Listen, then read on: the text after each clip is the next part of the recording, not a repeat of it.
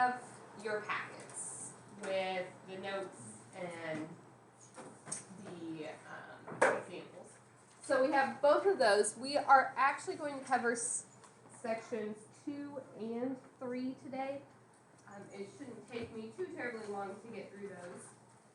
Then, I kind of forgot to tell you, but you guys probably don't need to bring your textbook the rest of the week. I have handouts for the next few days. So, you won't need your book for a while.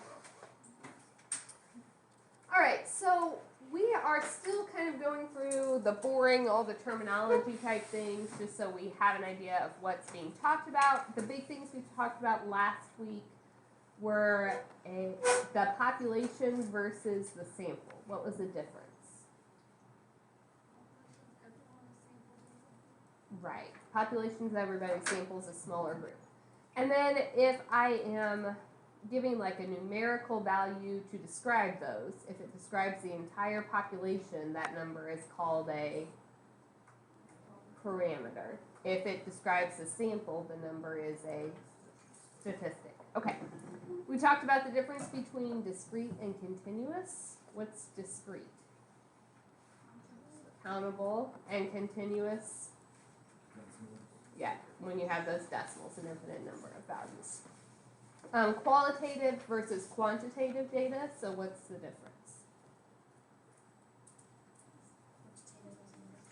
Quantitative is involving numbers that have a numerical meaning. Qualitative is an attribute. And then kind of the last thing we talked about were the different levels of measurement. Remember, nominal and ordinal for describing qualitative data. Nominal is just we can put them in groups. Ordinal, we can order those groups. Then, if your data is quantitative, it's either interval or ratio. So, what was the main difference between interval and ratio? Right, ratio, you have a true 0. Interval, you don't.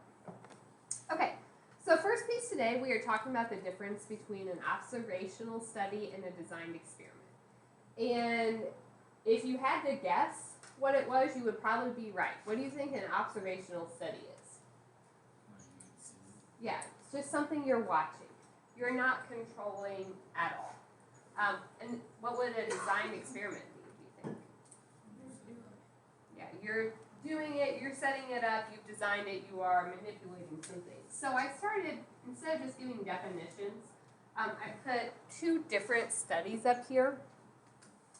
And I just wanted to kind of read through these. So we have a researcher that wanted to investigate cancer risk among Danish cell phone users who were followed for up to 21 years. To do so, they kept track of 420,095 people whose first cell phone was between 1982 and 1995. In 2002, they recorded the number of people out of those who had a brain tumor and compared the rate of brain tumors in this group to the rate in the general population. They found no significant difference. The researchers conclude that the cell phone was not associated with an increased risk for brain tumors. Does this sound like a designed experiment or an observational study? Observational study. All they did was took a group and observed what happened. Okay, they did not say, all right, Logan, you have to talk on your phone for 18 hours a day. Carrie, you talk for 1 hour a day, and we're going to see what happens. They didn't control anything. They just observed. So this one wanted to know if chronic exposure to RF radiation at 2 different cell phone signals, analog and digital, caused brain tumors in rats. The rats in group 1 were exposed to analog cell phone frequency. Rats in group 2 were exposed to digital. And then there was a third group that had no radiation. The exposure was done 4 hours a day, 5 days a week for 2 years. And every other aspect of rats were treated the same. After 505 days of exposure, the researchers reported the following. We found no statistically significant increase in any tumor type, including brain, liver, lung, kidney, compared to the control group. So what's this one? Designed experiment. How is that different? Why isn't this just an observational study? They broke them into groups. And they said everybody in this group is going to have this much radiation, in this group they have this type, and this one they don't have any. They controlled what type of radiation they got, how much they got of it. So that one was a designed experiment. All right. So let's talk about different variables. We're always going to be concerned with an explanatory variable and a response variable. Explanatory is the one we manipulate. And then the response is what we're measuring. So in these examples, what would be the explanatory variable?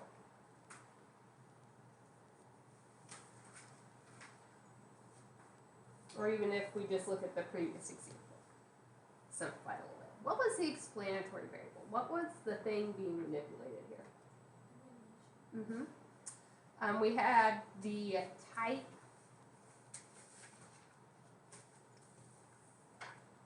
and amount of radiation. Okay, so did they get the analog, did they get the digital, or did they have none? That was the thing that was being manipulated. The response, what were we measuring?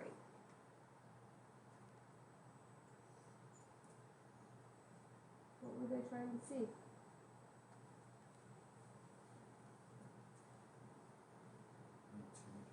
Mm-hmm.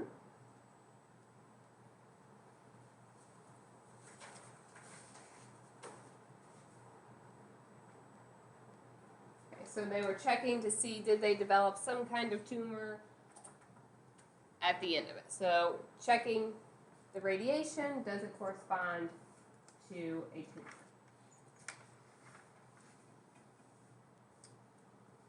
All right. So the actual definitions now for the two different types.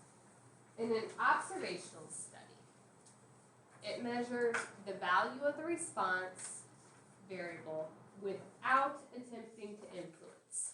So you're not doing anything to change that outcome. You are just sitting back and watching what occurs. In a designed experiment, we are going to manipulate some explanatory variable. So the thing being changed is the explanatory variable, and then record the response.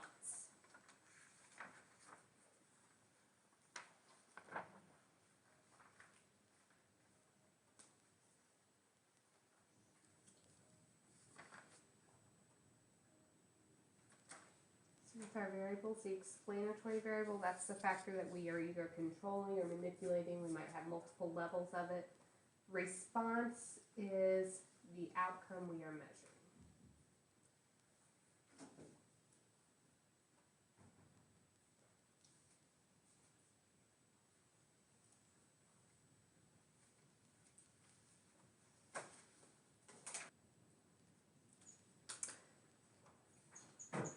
So, which one's better, an observational study or a designed experiment?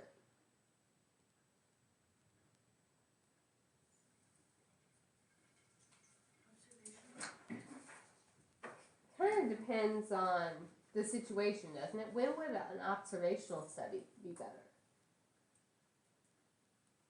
Or why would I do an observational study?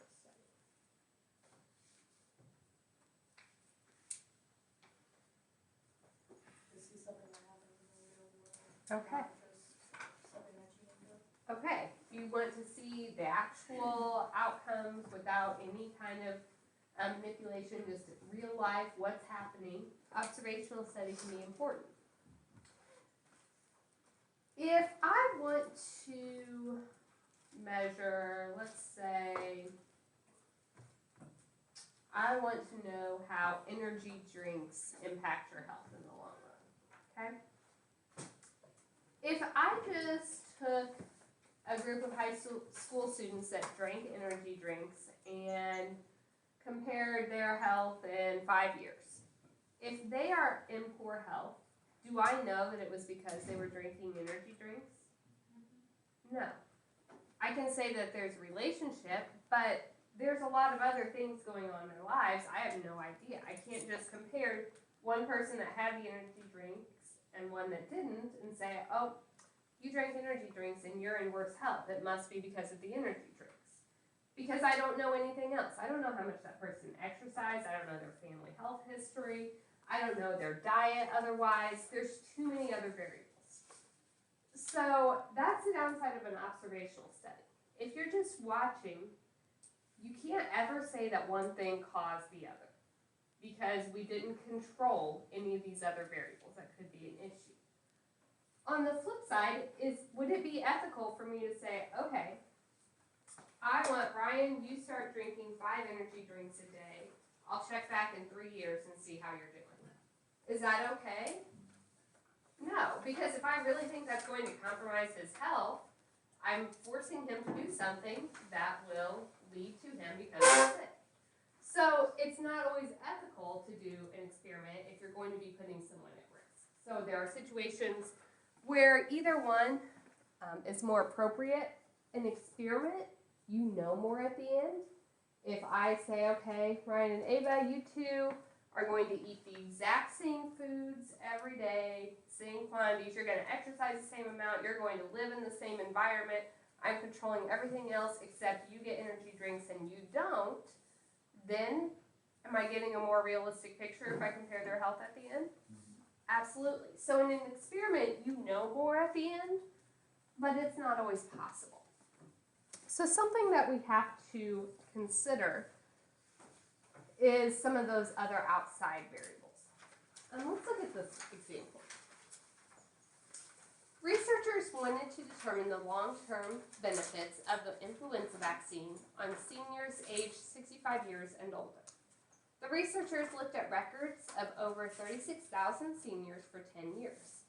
The seniors were divided into 2 groups. Group 1 were seniors who chose to get a flu vaccine, and Group 2 did not. After observing the seniors for 10 years, it was determined that seniors who got the flu shot are 27% less likely to be hospitalized for pneumonia or influenza, and 48% less likely to die from pneumonia or influenza.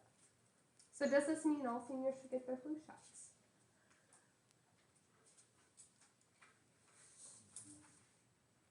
Are you convinced? Some of you are, some of you are shaking your heads no. Why? It's still like a 50% chance that you die from it. Okay. 48% less likely, that's not saying you won't die from it. Do we know anything about the seniors other than if they got their flu shot or not? Okay. So is it possible that the seniors who got their flu shots went to the doctor more often? There were people that tended to go to the doctor when they got sick. And so maybe they were healthier because they went to the doctor before they were really, really sick. So then, is it really the flu shot that kept them healthier, or was it the fact that they were more proactive about their health and went to the doctor? Can we tell from this? No. We can say there's a relationship, but I can't say with 100% certainty that it's because they got the flu shot that they were less likely to be hospitalized. So we have to be careful about that. Say not necessarily.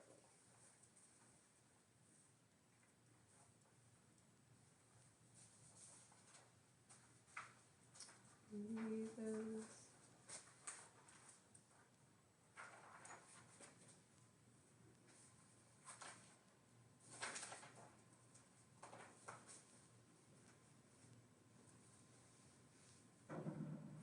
Or maybe the ones that got it just had better access to health care.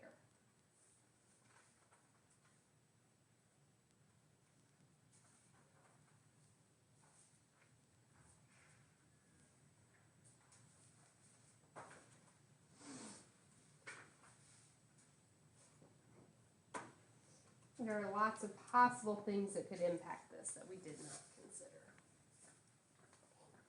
Put the ones with no last name at the end. Okay.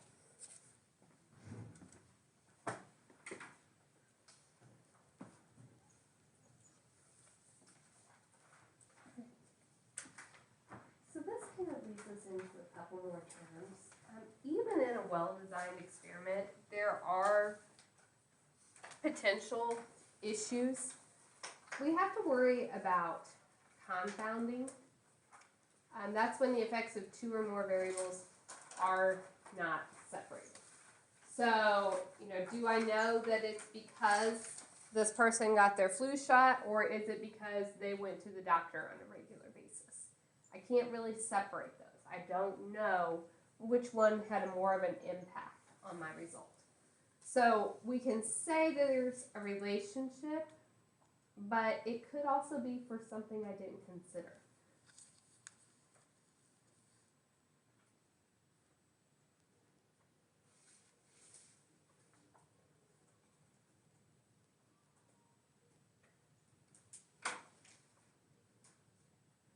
We'll also talk about lurking variables on occasion. So a lurking variable is just some kind of variable that we didn't consider, we didn't even think about, but it had an impact. Maybe in my example with the flu shot, their prior health history might have had an impact on it. Maybe the people that didn't get the flu shot had some serious health complications that prevented them from getting the shot, but increased their chance of getting sicker overall. So it's something that we maybe didn't even think about at all, but it had an impact on our findings.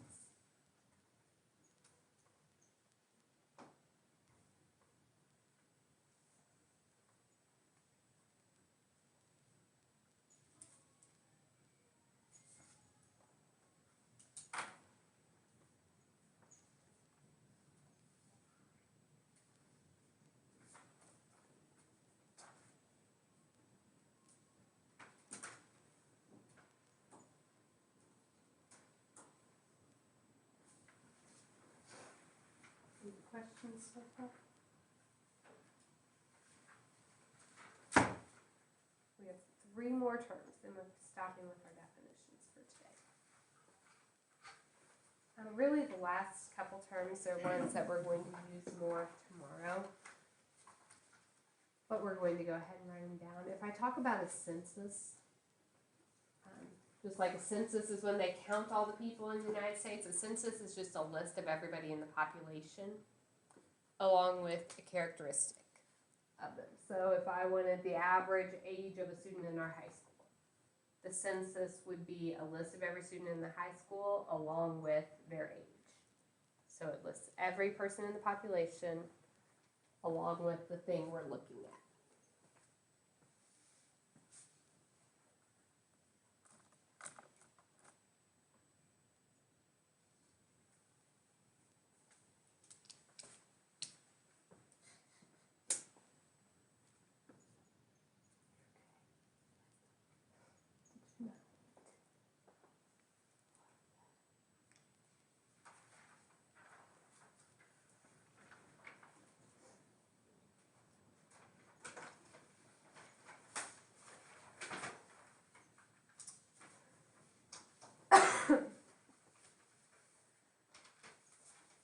Tomorrow, our focus is going to be on getting a good sample.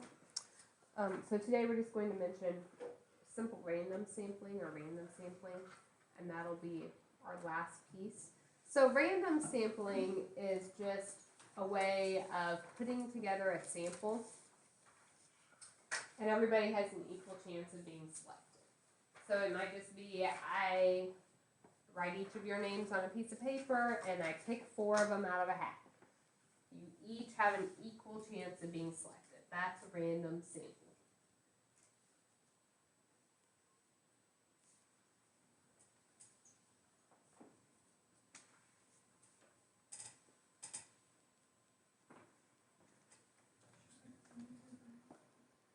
And actually, I think that's where I want you to quit writing definitions today. We'll just do that, and we'll do that whole chart.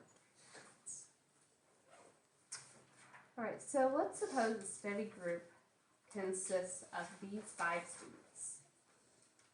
2 of the students must go to the board to demonstrate a homework problem. List all possible samples of size 2 without replacement. What do I mean by without replacement? Like, if I pick Taylor for the first person, she can't also be the second person. I can't pick the same one twice. So, every possible group. So I could have, let's just, I don't want to write their names. Can I, going to say B for Bob, B for Patricia, Mike, Jan, Maria. All right, give me a list of every combination of 2 students. So I could have Bob and Patricia. I could have Bob and Bob and or Bob and Maria. That's every combination that involves Bob. So I could have Patricia and Mike, Patricia and Jan, Patricia and Maria. Does the order matter if I write Maria and Patricia? No, I'm just picking 2 people to come up in the board. I'm not lining them up or anything. Okay, that's every combination with Patricia. So then we could have Mike and Jan, Mike and Maria, bless you. We could have Jan and Maria. Is that everybody? What's the likelihood of a sample containing Bob and Jan? There's only one combination that had both Bob and Jan, and we had 10 total options. So there's a 1 in 10 chance that those 2 get selected. So that is simple random sampling. We put together a list of every possible combination and randomly select one. Is that one okay? As far as creating a random sample, there are different ways of doing it if we need something truly random. There are like random number tables, so you could take a list of all the students in the high school and I could use a random number table to randomly get people from the list. So the table might say 3, 12, and 24. So I go to my alphabetical list and I pick those people on my list. Another method for getting random is using our calculators.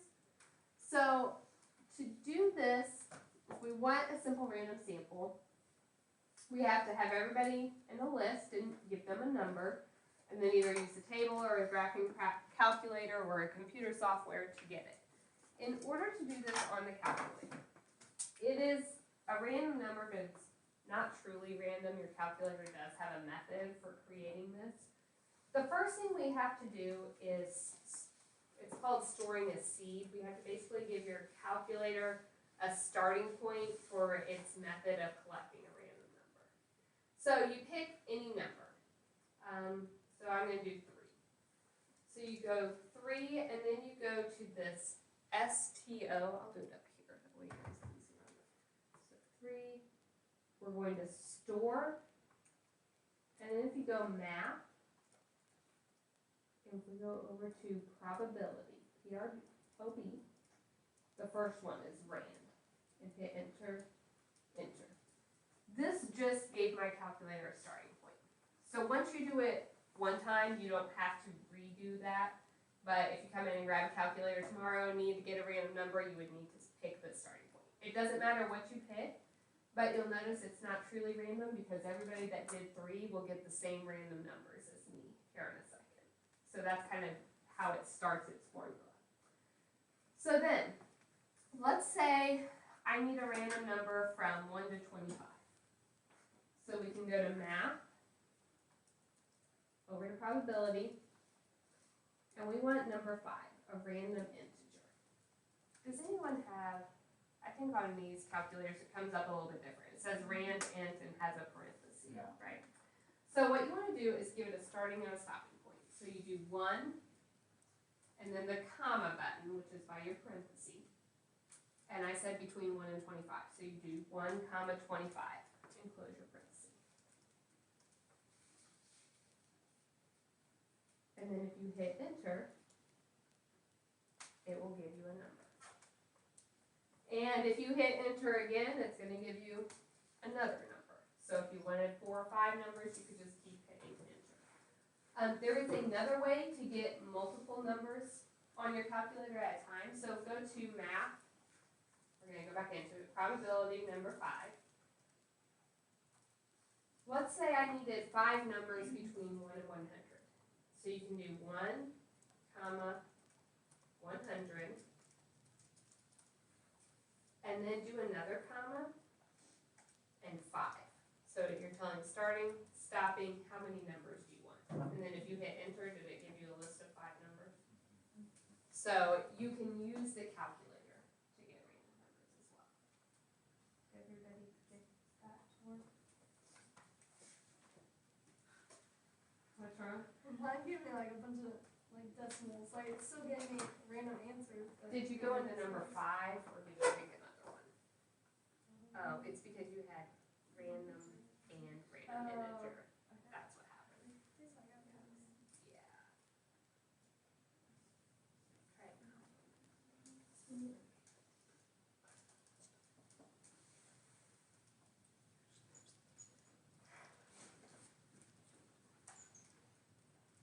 You did a 1, so Oh, comma. okay. Thank you. You're welcome. Yes, I didn't get those numbers. it's okay. Okay. So it depends on like your settings, what you stored for your seed, but you can get any numbers. So there's really no way for me to check your random numbers on a calculator, but it is a way for you to get them. Any questions with that? So that is pretty much it in these 2 sections. They're pretty short. There is a handout posted on Google Classroom. It's like 10 questions or something.